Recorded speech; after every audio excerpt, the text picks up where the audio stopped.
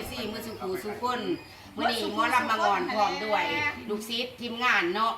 มาล่ำอันถวายเสียงอยู่บ้านแสงเจริญเนาะวัดยาคูแพงเมืองชลบุรีเด้อพี่น้องให้ทั้งอันนั้นพี่น้องเฮาเว้าแน่บัดนี้เนาะอยากรับยินเสียงเอาผู้ใดต่างหน้าเว้าเด้อเอาบุญคำน้ำสู้แต่ว่าเอาเว้าเด้อสี่รวมล่ำคนเอฟซีหมอลำหมอลำโด่งดังได้ตอนมานี้เนาะก็ที่ก็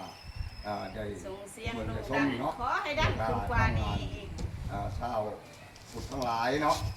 ก็ได้เบิ่งได้ชมและจังสันที่ว่าจะมีการขอมกขอบใจแล้วก็ทั้งอวยใส่ให้พรทั้งหน่วยทีมงาน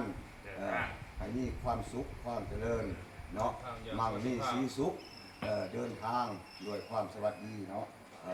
ตลอดปลอดภัยปากเป็นเงินเป็นทองสมองเป็นเงินคุณคำเลยจะดีต่อไปเนาะนี่ก็6 โต้สิมารับพี่โหลดกระดูกเลยนะคือ6 โต้สิมา5อ้าวรวยๆอยู่ดีมีแห้งเด้อขอบใจหลายๆเด้อมันเป็น6 โต้บ่หันนั้น